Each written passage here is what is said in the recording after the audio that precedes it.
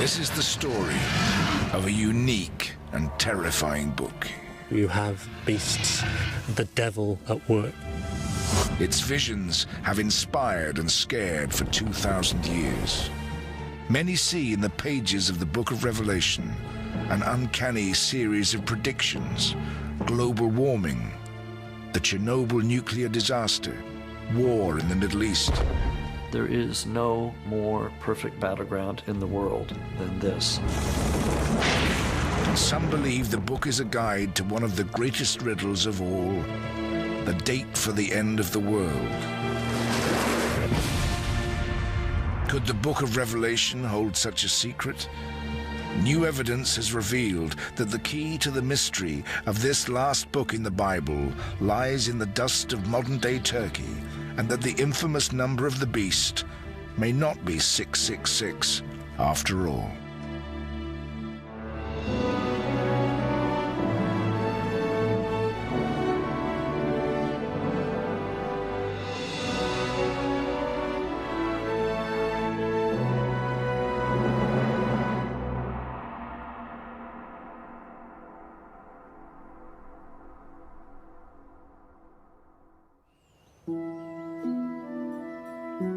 To understand Revelation, we need to know who wrote it and where.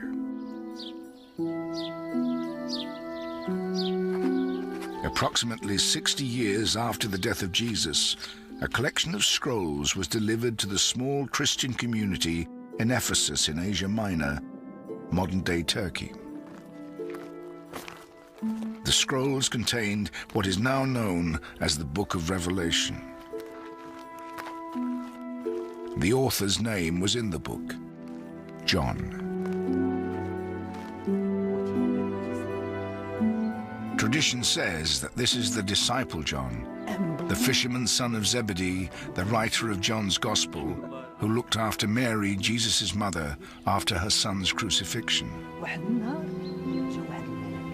Yet in Revelation, John never describes himself as a disciple of Jesus, nor writes as if he ever knew him.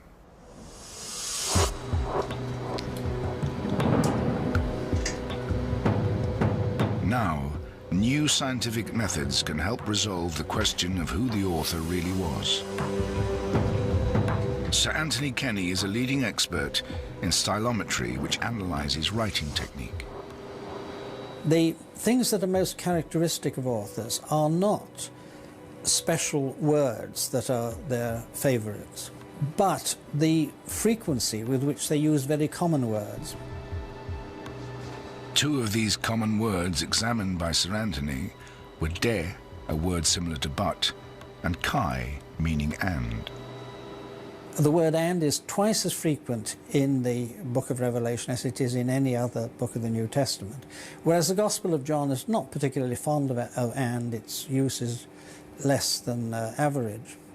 On the other hand, the Greek word de, which is very frequent in any other Greek text I've ever met, occurs only 7 times in the whole of the Book of Revelation.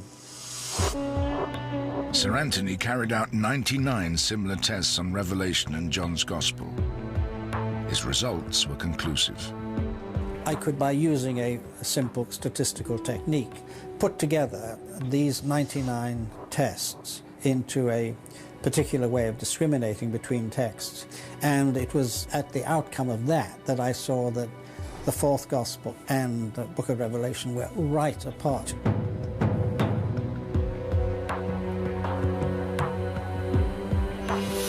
I think that it's extremely unlikely that the two books were written by the same author.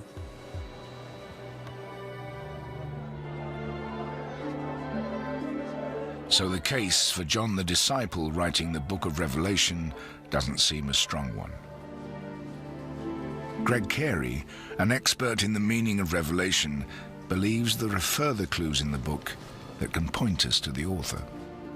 John addresses his audience in such a direct way. He says, "I, John, your brother," as if he's someone who knows them and whom they will recognize. The book of Revelation begins with a series of 7 letters to churches that are located in what we call Asia Minor, or southwestern Turkey. Each letter addresses a single church, congratulates it for its virtues, or admonishes it for its faults, so that one assumes that John knew these churches and had been present among them. And there's a further indication that John was writing to a congregation.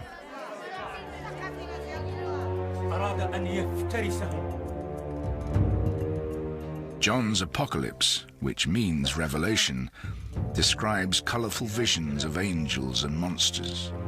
The letter, likely to have been dictated to a scribe, is clearly no routine correspondence to a Christian church. John has something important to say, and he uses his audience's imagination to help get his point across. It's important to remember that the book of Revelation was written to be heard. John blesses those who hear the words of the prophecy, as well as the one who reads it, presumably aloud to an audience. In other words, the book was written to have an effect upon people who weren't studying it like we read books today, but were experiencing it through their imaginations, much as modern audiences listen to radio programs. And there was a clear need for Revelation to be written for the ear and not the eye. Most early Christian communities would have had a few people who were literate, and they would most likely be the leaders of that particular community. But the majority would be illiterate, and this was a reflection of society generally. So John was almost certainly a man of authority in the church, writing to his flocks in Asia Minor. Yet that raises a fundamental question. 7-headed demons, 4 terrifying horsemen are unusual images even by first-century standards. What made John draw on such fearsome images to convey his message?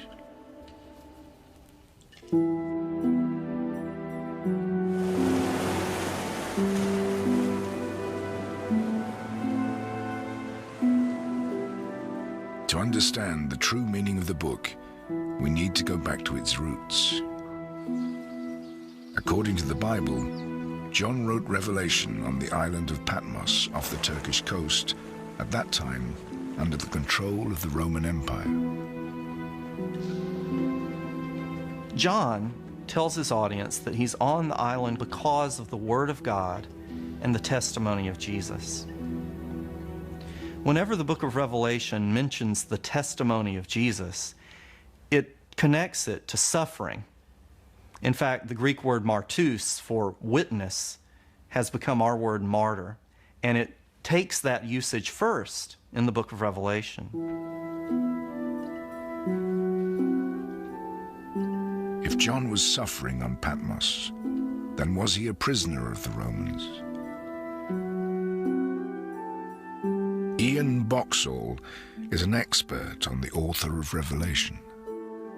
This is the cave where, according to tradition, John has his visions. You can see the place over there where traditionally he laid his head, and then, not being quite so agile, there's a grip for him to lever himself up. John, according to all the traditions, is here as an exile. They differ precisely as to why he was here, who exiled him, but they all agree that he was here as a result of his Christian belief. Although there is no archaeological evidence of a Roman prison, the location of the island suggests it served a military purpose.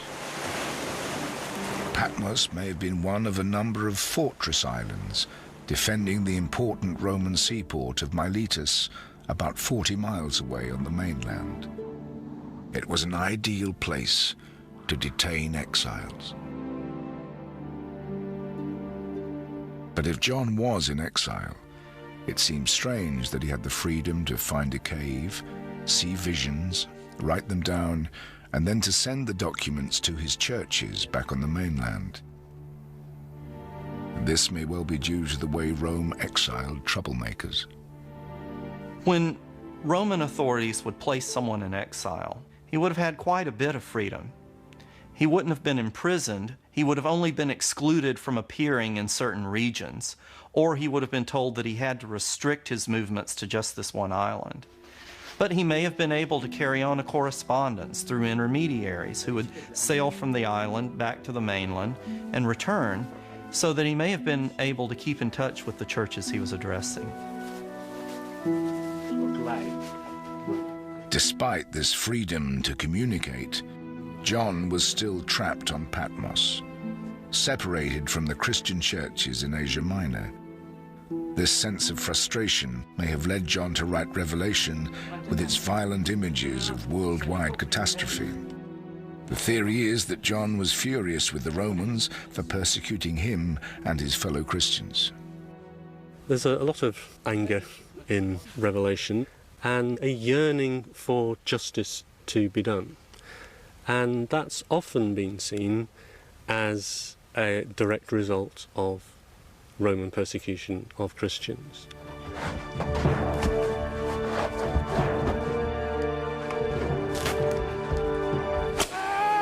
On the face of it, John had every reason to be angry. The established view is that in the first century, the Roman authorities systematically persecuted Christians across the empire. It was believed that the violence started about 20 years before Revelation was written, under the reign of the Emperor Nero in AD 64. Tradition has it that Nero blamed the Christians for the tragic and catastrophic fire that devastated the city in that year. Some Christians were crucified and used their bodies as torches to light the pathways into the city. It was such a devastating experience that the memories of Nero stayed within early Christian communities. Most academics agree that Nero did persecute Christians. But Revelation probably wasn't written under Nero. It's been dated to around AD 90, in the reign of the Emperor Domitian. And evidence in Revelation itself seems to show that Domitian was far less brutal than Nero. If Revelation had been motivated by the persecution of John's community, then you might expect him to list a host of martyrs by name. In fact, Revelation mentions only one. The book is obsessed with those who have died on account of their testimony to Jesus, numbers them in the thousands. But he only names one, a believer named Antipas who has died on account of his testimony.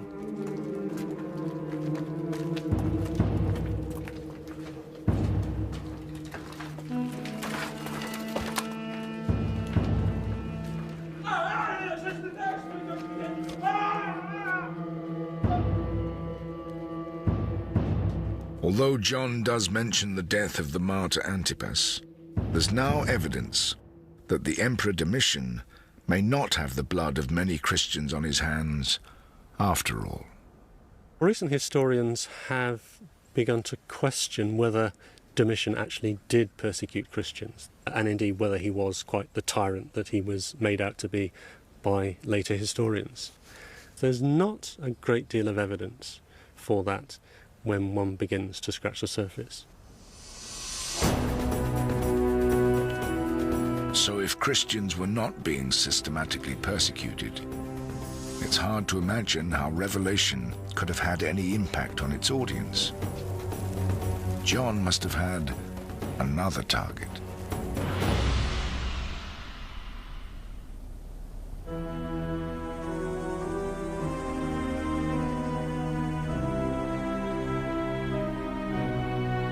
These second-century ruins hold a vital clue as to what drove John to write Revelation and whether the book really does have the key to the end of the world. The ancient city of Pergamum lies 200 miles north of Ephesus in modern-day Turkey, and it was a major political and religious center in the Roman province of Asia Minor.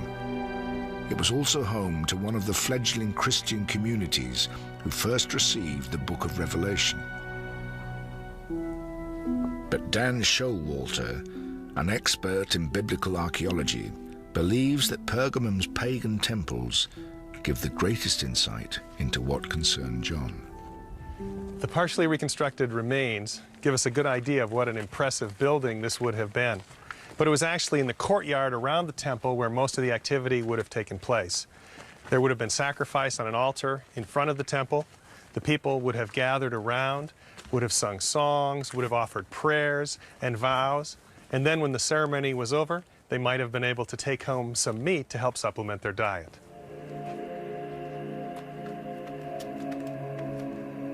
John was familiar with pagan worship, but this religious practice was growing in popularity and was in direct conflict with Christianity.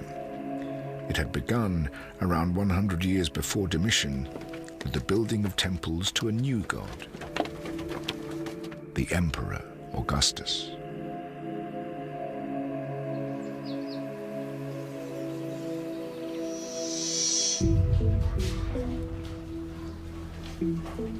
There would have been sacrifices that took place at the imperial temple where people in the city would have gathered and participated in honoring both the presence and power of Rome and the emperor as an individual.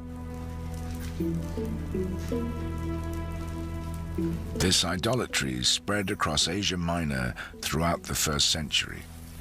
Every city in the Roman Empire had many temples, but this was one built to worship and give thanks to a living person, an imperial god. And here may lie the key to Revelation. For John, this cult of the emperor would have been a terrible blasphemy. John would have resisted the imperial cult because it stood against the belief in Jesus that he was so interested in promoting. John is a Jewish Christian, and he knows there's only one true God. So he cannot, because of his upbringing, compromise in any way on that basic fact.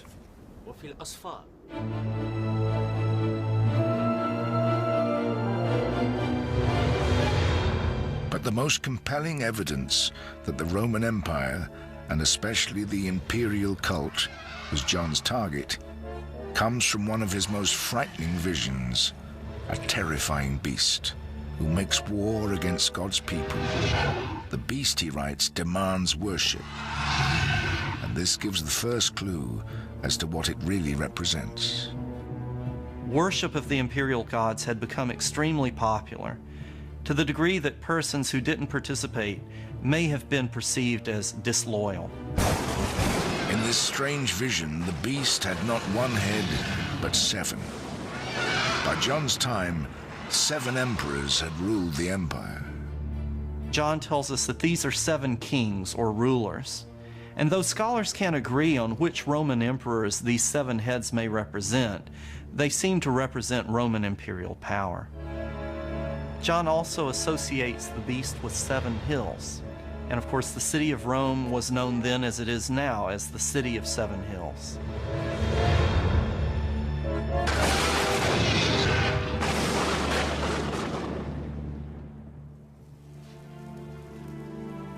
To many academics, these cryptic but repeated references to the beast show that John's target isn't Roman persecution, but the paganism of the imperial cult. However, that can't be the whole story. John's audience, as fellow Christians, would have shared his views, and therefore there'd have been no need to write such a letter. But a closer look at the text of Revelation reveals just why John felt it was so important to send his message. John, it seems, may have been alarmed about the behavior of some members of his flock. One such church was to be found in another part of the Roman Empire.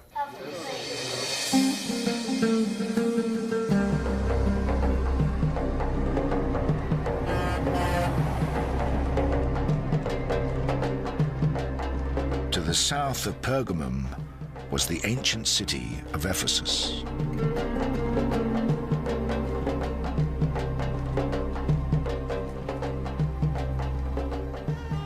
Standing on this square in the ancient city of Ephesus, it's easy to get a sense of the Ephesus that John would have known. The streets would have been full of people, the shops full of people selling their wares. This was an ancient port city where people would have come from all over the Mediterranean world and beyond to trade, to share ideas, and sometimes to share religions. In this Mediterranean cultural melting pot, the Christian church would have been a tiny minority. A theater like this would hold 25,000 people, and the Christian community, the churches here, would probably account for a very small percentage of that. The Christians probably would have filled up only a couple of rows.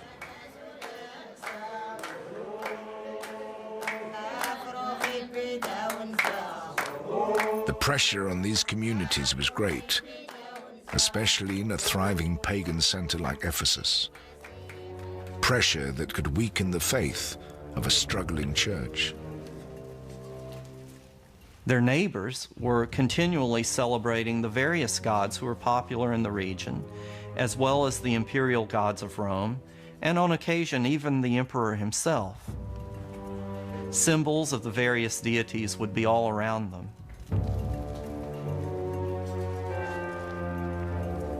One of the major issues for somebody like John seems not to be the fact that they are suffering persecution, but the fact that they've just become too comfortable. They've settled down. They've found their place in society.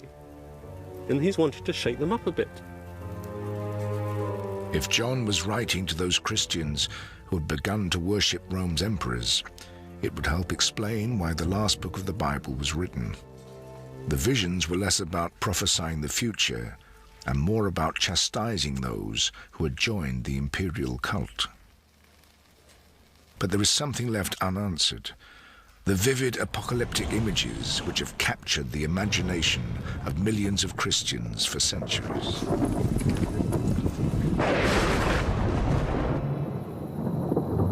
What possible meaning could these visions have had for John's churches? Maybe they had little to do with the cult of the divine emperor and everything to do with the visions of a terrifying future.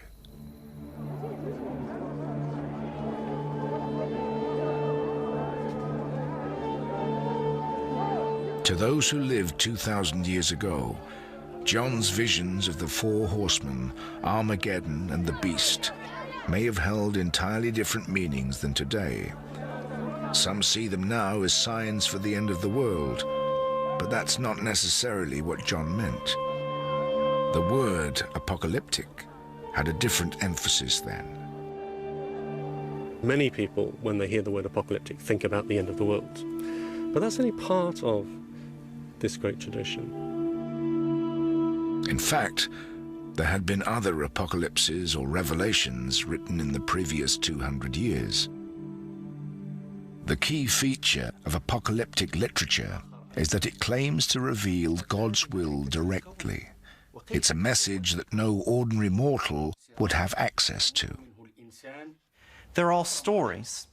A single human visionary has this dramatic revelatory experience, and he requires the assistance of a heavenly being to explain what he's seeing and experiencing. So the apocalypses unfold as stories describing these experiences. Apocalypses promise their readers an escape from the harsh reality of everyday life. For first-century Christians, John's writings offer a world where their faith triumphs. They promise their audience God's world. It's either in the heavenly realms or it's coming in the future. And it's a world where the faithful will be rewarded for their faithfulness, and where justice will prevail, and where wickedness will be judged. John was in good company. Some scholars believe that Jesus himself was deeply influenced by apocalyptic literature. One of the most famous prayers in the world seems to share the same themes as the book of Revelation. When the disciples of Jesus ask him to teach them how to pray, then Jesus teaches them to say the Lord's Prayer. And that prayer can be read apocalyptically. Thy kingdom come, thy will be done on earth as it is in heaven. that implies that the kingdom of God has not yet come to earth, that the will of God is not being done on earth. So that's like the book of Revelation, seeing God and Christ exalted in heaven. And the Lord's Prayer may even have a beast of its own. As God's kingdom began to come, then the powers of evil would do their uttermost to battle against it. So you have beasts, you have the devil at work. And that's probably what is meant at the end of the Lord's Prayer. Lead us not into the trial, but deliver us from evil, or probably deliver us from the evil one, deliver us from the power of Satan. If Jesus used apocalyptic imagery, why not his follower John?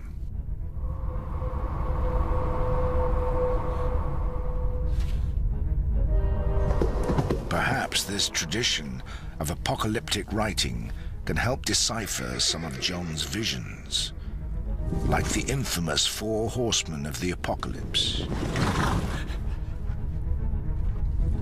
These terrifying beings appear first in a text from the Old Testament, the book of the prophet Zechariah.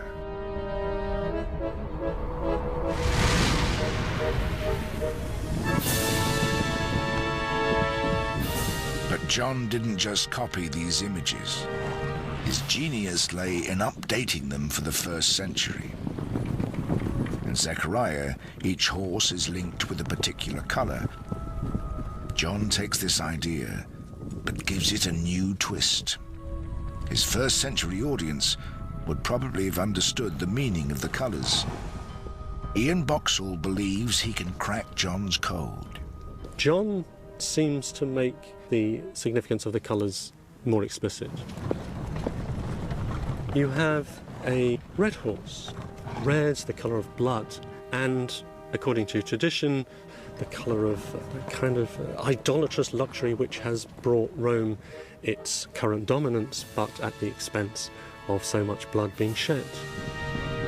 The rider on the black horse seems to symbolize famine and disaster, the aftermath of war. Then there is a pale or green horse, the sickly color of death itself. But one horseman described by John, the rider on the white horse, has a bow in his hand. This suggests vengeance is on John's mind, and he believes it will come at the hand of Rome's sworn enemy. Now, your average Christian would know that the great enemy of Rome, the great threat to Rome on the east, the Parthian Empire, had a cavalry which carried bows. The Parthians are on their way, and the ultimate effect of this will be the destruction of this apparently impregnable empire. So even the vision of the 4 horsemen is part of John's encouragement to the Christian church that the empire's days were numbered. But the 4 horsemen are not the only apocalyptic images in the book. Just as famous is Armageddon, the battlefield where Revelation says the forces of good and evil will wage war. Archaeological evidence shows that this image too is meant to evoke hatred of the Romans. This is Megiddo, in the Jezreel Valley in modern-day Israel. Archaeologists believe that its name holds a clue to the site of Armageddon. In Hebrew, the site of Megiddo is actually Har Megiddo, the mountain of Megiddo. And we go from Har Megiddo to Harmageddon to Armageddon. And indeed, in some of the earliest versions of the New Testament, written in Greek, Armageddon has an aspirant at the beginning, meaning it's pronounced with an H. So it originally was Harmageddon, and you can get from Har Megiddo to Harmageddon very easily. This tranquil site seems an unlikely place for John to choose as the location for the battle at the end of the world. But in fact, it was entirely appropriate. The Jezreel Valley would have been the bloodiest place in Palestine that John knew about. At the time that John is writing in the 1st century AD, There had already been 12 or 13 battles fought, either at Megiddo or in the Jezreel Valley itself. Napoleon supposedly said, "There is no more perfect battleground in the world than this." And looking over the Jezreel Valley, I have no trouble believing that.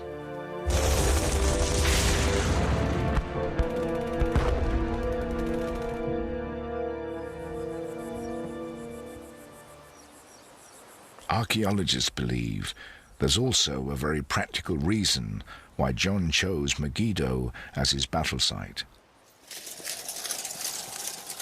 In his time, it was the base for one of the most brutal armies in the Eastern Mediterranean, the Roman 6th Legion.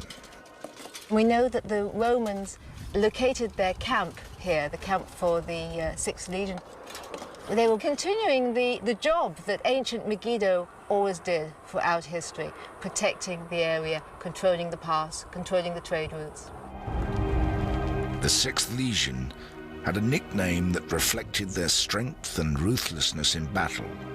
They were called the Ironsides. The Ironsides have a particularly nasty reputation amongst Roman legions. They were known for their brutality.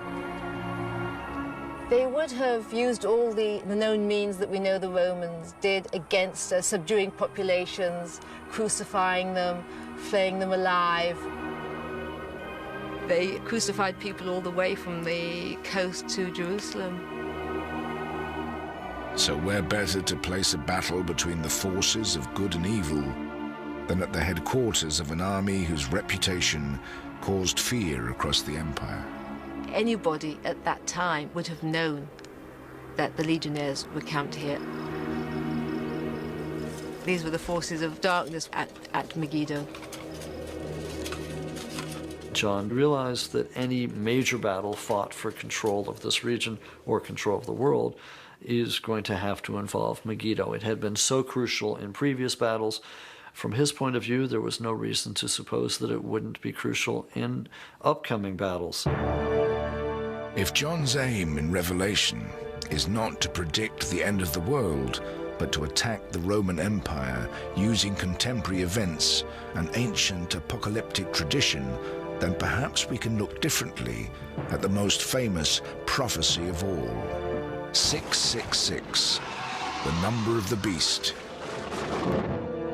If the beast means the emperor, then what did John mean by its number?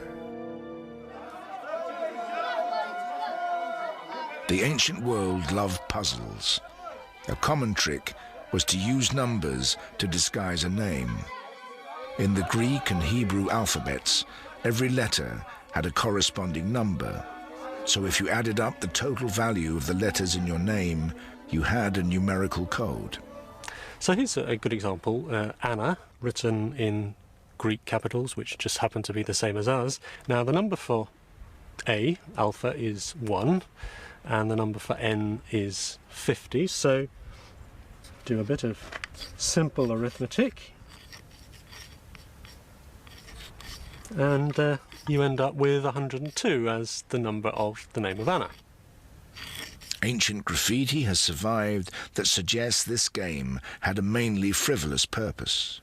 There's quite a nice one that was found in Pompeii, written on a wall somewhere. I love the girl whose number is 545. Now, she knew that her number was 545. Others perhaps had to do a bit of working out to find out precisely who she was. But for John, this game is deadly serious. He gives us the puzzle in reverse. He gives the number and invites his audience to work back to the name. He writes in Revelation, "Let him who is understanding calculate the number of the beast, for it is a human number. Its number is 666. For historians, the answer seems obvious. Now, the best explanation is that John is thinking of the Emperor Nero. And if you write the name Nero Caesar in the Hebrew alphabet, then you end up with this, 52. 200, 6, 50, 100, 60 and 200, which then, with a little bit of swift arithmetic, gives us the number of Nero Caesar. 666 seems to be an ancient code linking the Emperor Nero with the number of the beast. But a collection of recently deciphered documents has cast doubt on whether 666 is really the number of the beast after all.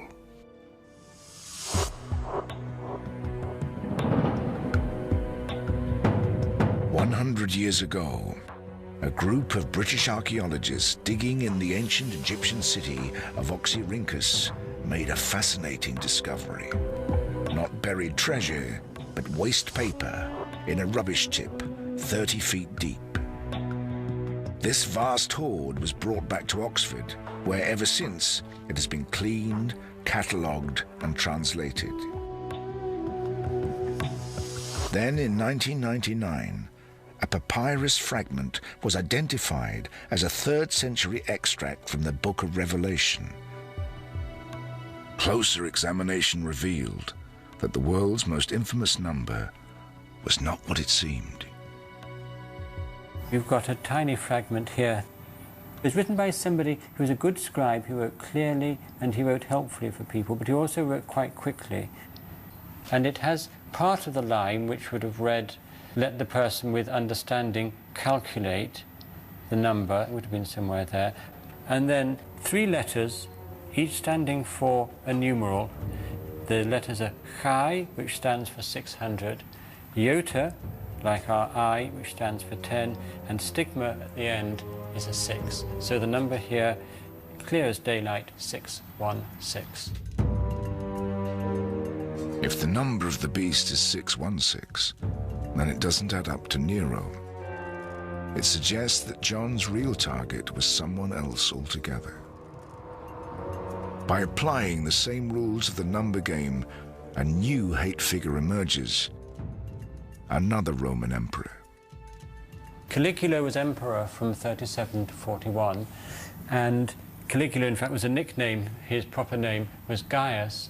Now, if we take Gaius Caesar and change it into Greek letters, we get Gaius Caesar. Giving a numerical value to each of the letters of that name, we end up with 284 for Gaius, and for Caesar, 332. So that gives us 616.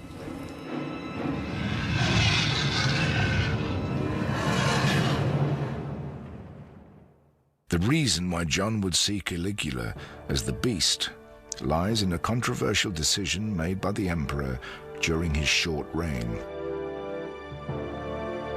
Caligula ordered a statue of himself to be put in the temple at Jerusalem.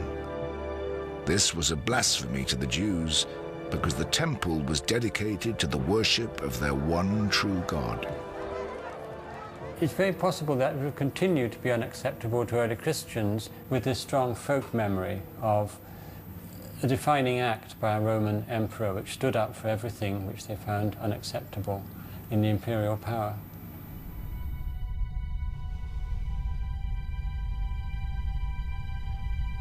So if Revelation isn't a prophecy about the end of the world but an attack on Rome, where does that leave John's visions? Few scholars deny that John had visions. Indeed, visionary experiences are so common in other faiths that in John's case, they could have served to inspire his flock. John's vision was within a Christian tradition, but it does seem to have many features that parallel that of shamans in other cultures. A shaman is somebody who can go into a controlled trance, who is able to travel to other worlds, other realms, in order to receive a message, who then returns in order to give that message or to heal somebody. And John, like shamans in many cultures, has a message which he communicates to others. It isn't something for him alone, it's a message for the community. He's there to heal his community, to support them, to encourage them, sometimes to correct them.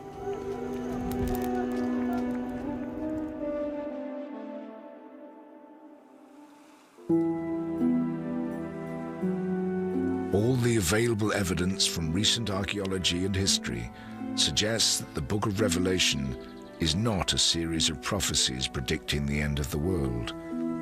Instead, it is an urgent message for a first-century audience in danger of being seduced by the Roman imperial cult.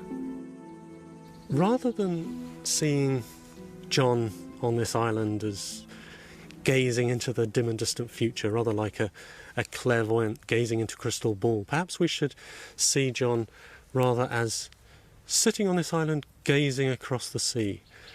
The 7 churches are over there. He's got an urgent message for them, and he wants them to hear it. Yet one stubborn question remains about John's prophecies.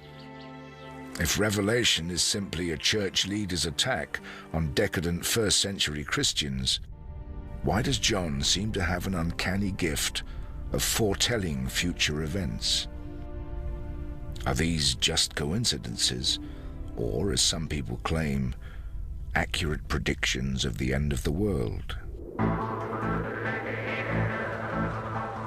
John's list of apparent predictions is impressive.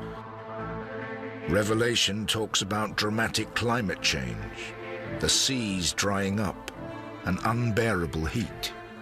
In recent years, scientists, of course, have warned us with increasing urgency about global warming, about the greenhouse effect, with possibilities of increasing levels of skin cancers, with effects of global warming on the water systems of the world. Another apparent prediction talks of the drying up of the river Euphrates to make way for the armies of the Kingdom of the East, who would number 200 million. In recent years, there have been a number of proposals to build dams on the Euphrates River.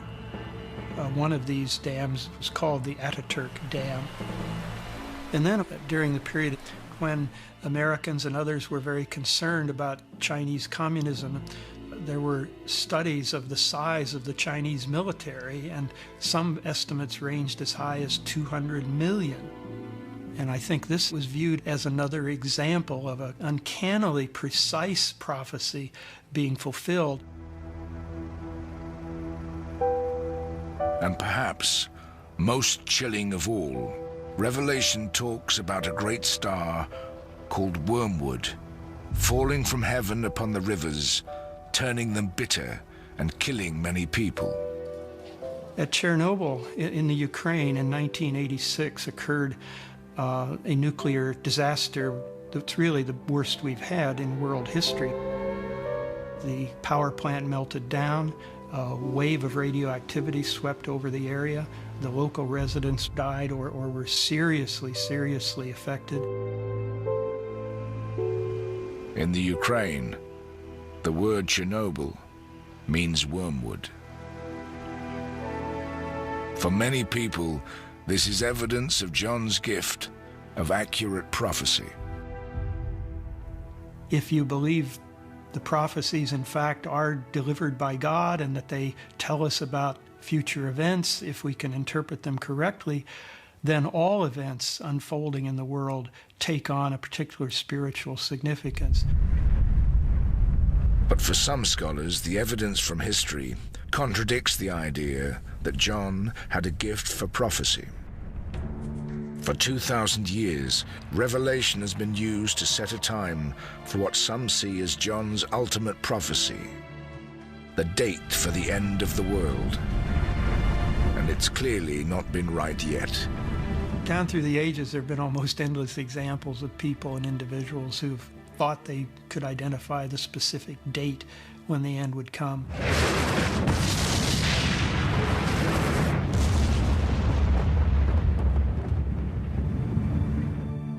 The year 1000 in Europe in the 19th century at 1843, at 1844, the year 1666, 1987, the year 2000, of course.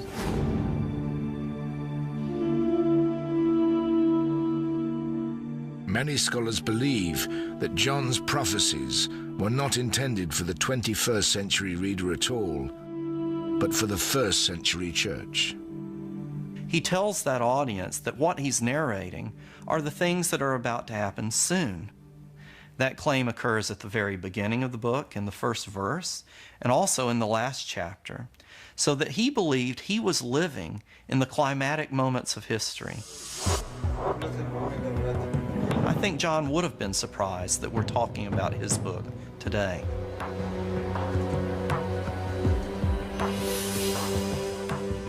Although it seems that the book of Revelation isn't, as many had hoped and perhaps many more have feared, a vision for the end of the world, one of John's prophecies may actually have come true.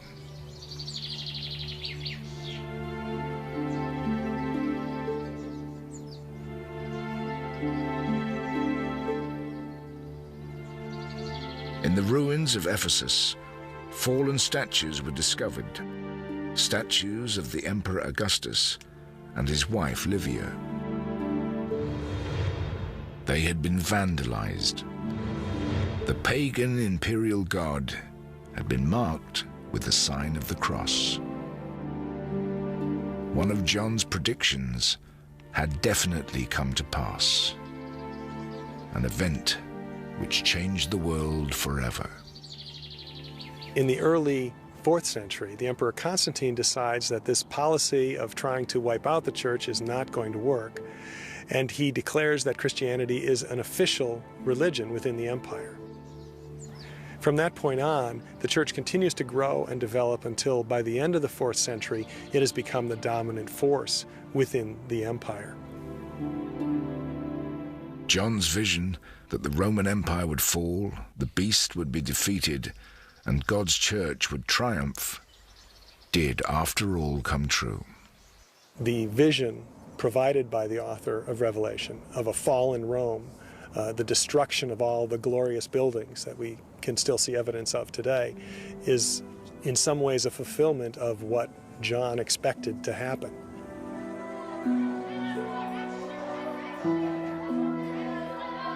John of Patmos, the angry exile, may not only have predicted the end of the pagan empire, he might have played a part in its downfall by giving Christians the courage to make it happen.